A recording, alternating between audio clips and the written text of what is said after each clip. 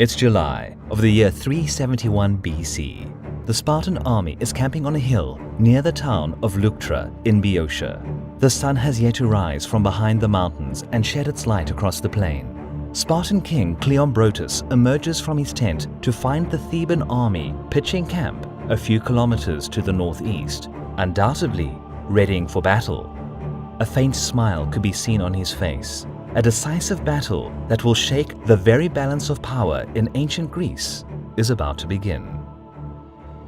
This video is sponsored by the Great Courses Plus. Want to take a deeper delve into the world of history?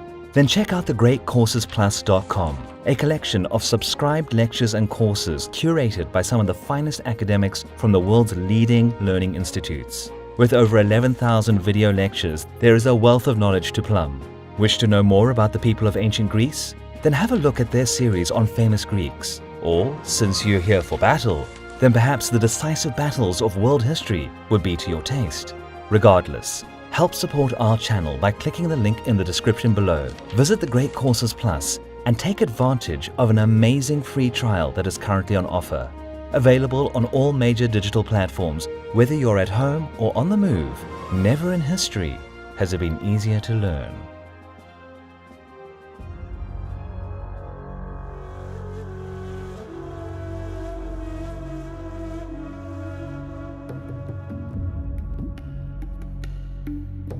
It is summer of the year 375 BC. A mere couple of months have passed since the Spartan war party suffered a humiliating defeat at the hands of Theban general Peloponnesus near the town of Tegea.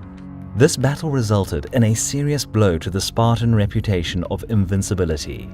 The Thebans didn't expect such a surprising yet still relatively minor victory would shift the balance of power in the region, and Spartan hegemony remained a deadly threat for their path to independence. Still, the Boeotian League, revived by the Theban leaders several years earlier, was growing stronger year by year, and beleaguered Spartan military expeditions could do little to stop it, slowly tipping the power in the Boeotian city-states in favor of Thebes. The latter's successes also sparked growing concern in nearby Athens, which supported the Theban cause against Sparta since the Corinthian War 15 years earlier. The city of Thebes was on a good course to restore its political and military position. In 373 BC, the Theban leaders tore down the walls of the pro-Spartan town of Thespiae and captured the city of Plataea, expelling its inhabitants. This proved too much for the Athenian aristocracy, as Plataea was their long-standing ally, and from that point on, any cooperation between Thebes and Athens was a thing of the past. What's more, Athenians made a temporary truce with Sparta, but this didn't last for too long, and soon hostilities broke out once again. As the war dragged on for a full 8 years, early in 371 BC, a peace conference was held at Sparta to reconsider their ways by appeasing the war-weary belligerents and ending the conflict. The gathering was not only attended by Athens, Sparta, and Thebes, but also representatives of other Greek states, including Macedonia and even Persian king Artaxerxes, who was still able to interfere in Greek internal affairs.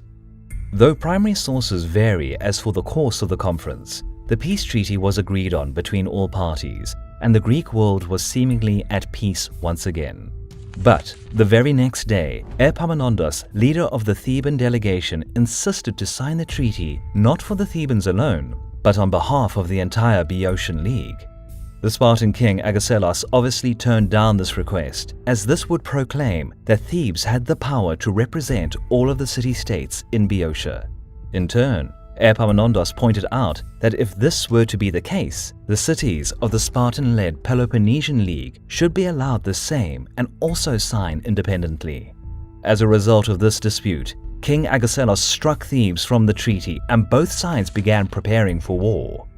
Epaminondas and his retinue rushed back to Boeotia to gather their defenses, as they knew that the Spartan king Cleombrotus of the Aegeid dynasty was campaigning with his army to the northwest and was soon to be informed about the failed peace talks in Sparta. Indeed, when Epaminondas reached Thebes, the Spartan army in Phocis was already reported to be moving east. Thebans had most of the routes into Boeotia fortified, but Cleombrotus chose a largely undefended path to the south and took the port of Croesus, capturing some of the Theban warships. From there, the Spartan army proceeded inland, setting a camp west of the town of Leuctra, a mere 10 miles from the city of Thebes, where local statesmen discussed whether to meet them in battle, or rather, to hole up behind city walls and hope for the best. The choice wasn't easy, as the Thebans were able to field just around 6,000 hoplites and no more than 1,000 riders. In comparison, Cleombrotus had 10,000 hoplites at his disposal, supplemented by a cavalry unit.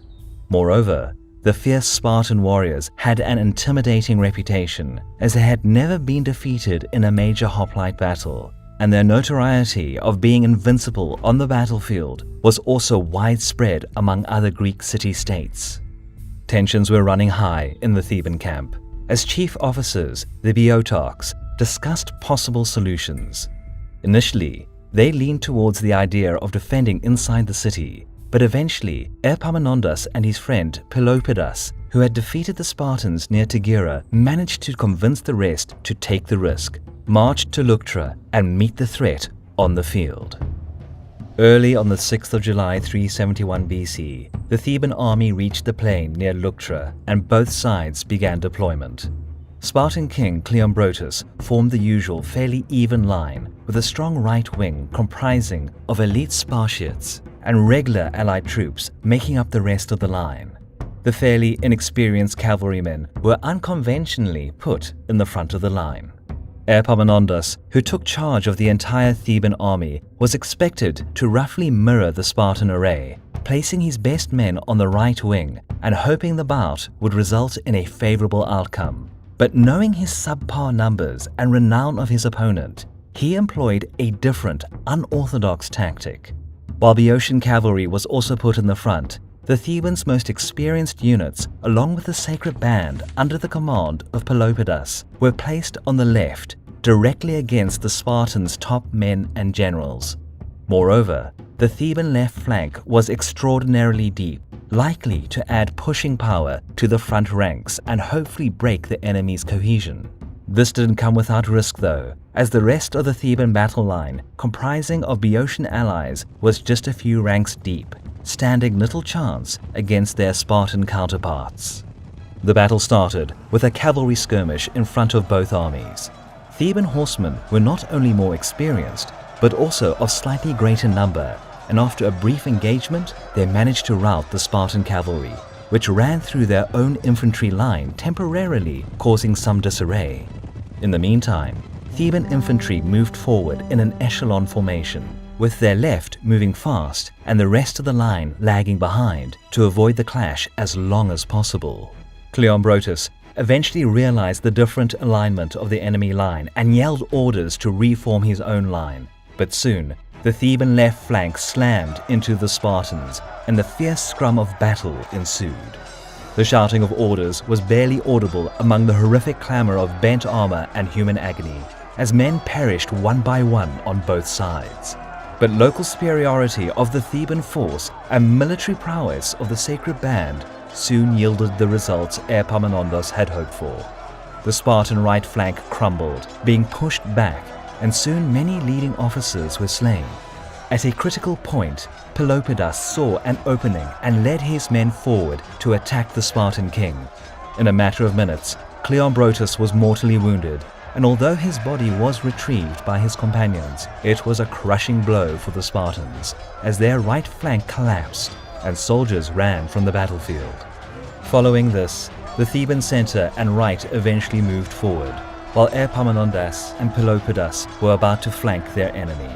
But tactical disadvantage and loss of leading generals soon caused the rest of the Spartan army to retreat to the camp as well. More than 1,000 men were killed on the Spartan side. Among the dead, around 400 Spartiates, the Aegeid king of Sparta, and many high-ranked officers. Theban losses were much lower, as roughly 10 dozen perished.